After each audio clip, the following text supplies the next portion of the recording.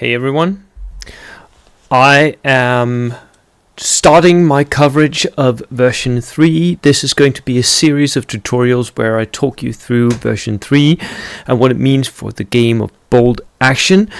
And we're starting with the basics here, so if you all know this stuff, this is really for beginning players. It's not for expert players. You know all this, because there's not that many important changes in most of what I'm going to say today. But there are some slight changes that might influence how we play the game. So this is the V3 Conventions of the Game, as it's called in the rulebook.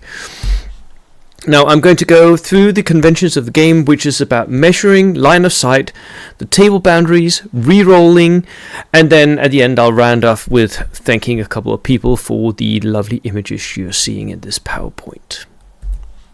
So, let us start with measuring. In bold action, you measure from the base of a figure to the base of the next figure. So if you want to measure the distance between units, you measure from the closest two models, their bases, from the edge of one base to the edge of the other base. Alternatively, if the figure has no base, and there are some figures that you could say hasn't got a base, you can measure to a significant part of the torso or the head.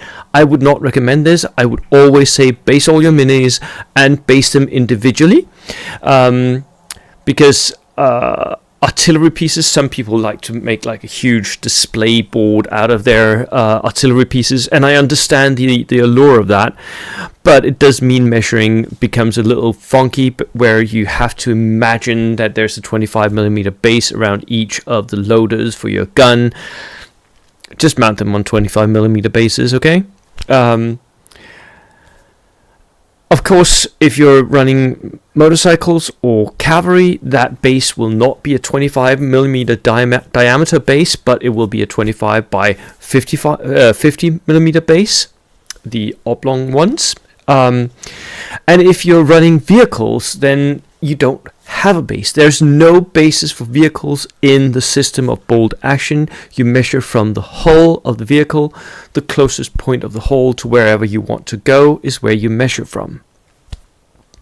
If you're talking about guns, I will get back to that when we talk about artillery, but with guns you measure from the breech, or what's called the gun mount, where the gun sort of connects with your vehicle or what have you. The breech is where the gun crosses your gun shield, if you have one of those, or where you actually load the shell into the breech. And it's always the closest to the closest, so it's the closest model of one unit to the other unit, the closest model there. This becomes especially important once we get to assaulting in close combat, but also just for measuring distance between units if you need to have units, because there's still the 1-inch gap rule. Also, it's now clearly spelled out in the rules that you have to declare your intention before you measure. So it has to be really clear that you're stating, I want to go that direction with an advance move as far as I can go, and then you pull out the tape measure. Don't just sit there measuring that way and then figure out, maybe I want to run. Declare your intentions first. It's always good practice, and now it's actually in the rules, which I'm really happy about. Two rules that have come over from version 2 is the 1-inch coherency rule. So your infantry units have to have 1-inch coherency, as does your artillery pieces, although the coherency there is a little different because there's a gun. But for infantry, your models has to be within 1 inch of another model from the same unit. That's the coherency rule. That means you have a unit. And you also have to keep 1-inch gap to all friendly and enemy units after a move. So you can potentially be closer to a friendly unit during your move, but you have to end up after the move with a clear delineation of more than 1 inch. This is so that the units don't get confused with where does that one model, is it from that unit or that unit, right? It has to be very, very clear. And this, of course, is for infantry. When we get to vehicles, the rules are slightly different. You have to keep distance to all units, not just your own. So there's a little bit of difference there. So that was measuring in version 3. Line of sight is done pretty much as it always has been. The rules clearly say, I'm sorry to all people who've been using like laser pointers or what have you. The rules clearly say you have to lean down to get a model's eye view. That is how you measure line of sight.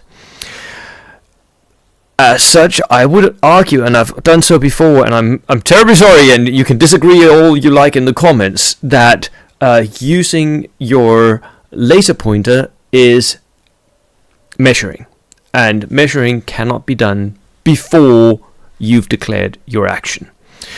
So lean down, take a look, and now it's spelled out also that you basically ignore infantry and artillery, because it's assumed that people will be lying down most of the time or squatting or whatever. So they won't be in the way of your infantry models or your artillery models actually looking. So for line of sight purposes, you can see through your own and enemy units. However, this does not count for vehicles and for terrain. So if a vehicle or a piece of terrain blocks your view, then it's actually blocked. You can't see anything then. So what you're looking for when you do line of sight when you want to shoot, right? You're looking to see if you can see a significant part of what you want to see, and you have to see from the head of your own model. You have to be able to see the torso or the head of the enemy model that you're going to shoot at. A significant part. So you're ignoring weapons, you're ignoring arms and legs. You're ignoring bases. Bases is not what you're measuring. You're measuring to, but you're not taking line of sight to the base. You're taking line of sight to torso or head. Now this does give some problems for version 3, because it doesn't really take into account that some of our models are lying down, some of them are sitting, some of them are standing. I would expect Warlord Games to very quickly settle this debate, or at least TOs will do so. For me, I will always assume that a model is standing for all purposes of line of sight, just because that makes it so much easier when you have that. So yeah, I would suggest you do so as well in your own events and your own games. Just agree to do so with your opponent. Now, line of sight also mentions one type of terrain, which was a surprise to me that they already mentioned terrain in Conventions of War, but because there is one type of terrain that blocks all line of sight, and it is something that you can actually see in the image here next to on my PowerPoint, and that is dense terrain. So forests and ruins, dense areas of terrain, and you can see a little bit of forest here, and I would suggest you always do what you can see in this image. Have a little base for your forest or for your ruin, just because it makes it so much easier. Now you can draw line of sight into and out of dense terrain. So if you're in the area in dense terrain, you can see out of it. If an enemy is in dense terrain, you can see into it, but you cannot see through it. It blocks line of sight. That becomes very, very important on the tabletop, because you're going to have to take the base and say that it's higher than any model on the ground level. That's what they write, which gives us another slight problem that I would suggest Warlord Games fix as soon as possible with a FAQ, or TOs will have to fix. It doesn't really say here, but it did so in version 2, that dense terrain is infinitely high. I would suggest you do the same, just call it infinitely high just because it's easier to do so. Then figure out how high is this terrain actually, and if I have a very tall hill, can I see over the forest or what? Just ignore all that. 2D. This piece of terrain blocks line of sight. It's the easiest way of playing this. It doesn't actually say so in the rules right now, and I know that this sounds critical. I'm immensely grateful for having a new version of the game. There are just some things that I would have hoped that would have been cleared up, but no such luck. So that is line of sight. Table boundaries, though, that is really, really good because it's now very clearly spelled out. You cannot touch the edge of the table with your model's base or hull if it's a vehicle. You can't have any part of your models off table at any point of the game unless it is because you're moving from an edge in reserve or in outflank, or is if you're leaving the table because you're wrecking away, you're wrecking out of the table, or like you foobarred, you run away. If you're leaving the table, then you just have to touch the edge and you're off. But otherwise, you cannot touch the edge. This means that vehicles need to be very aware of where the edge is.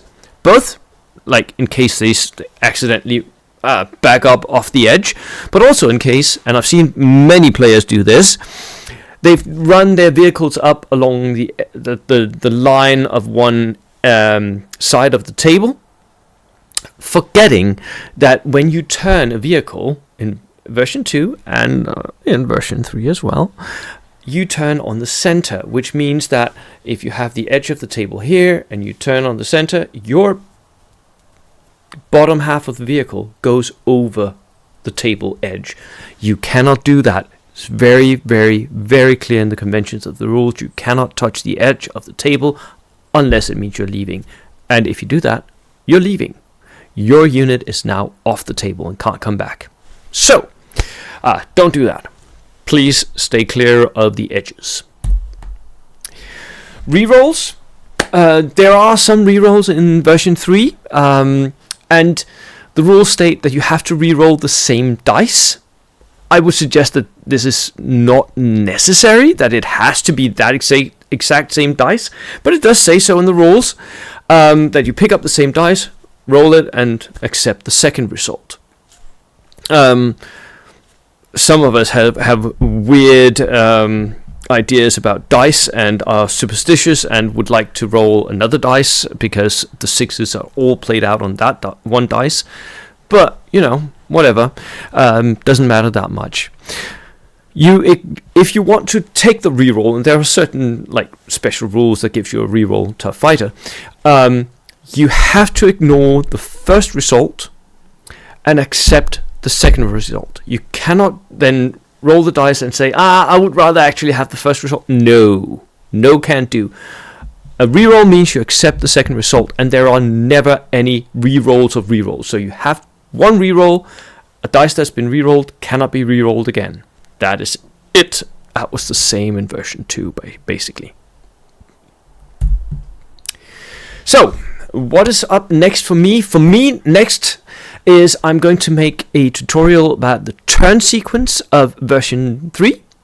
I am simply working my way through the book with you guys, trying to tell you all that you need to know, and hopefully there'll be later on, once I get the feel of the game myself, I will start doing tacticals. So there'll be tactical tutorials from me, but right now it's just basic game tutorials. This is how you play the game. I would here at the end I would like to thank Martin Davidson, Jonathan Martin, Simon Thompson and Lasse Lind for the lovely images of figures you've seen here. And yeah, that was it from me today, and I will see you in the next video. Cheers.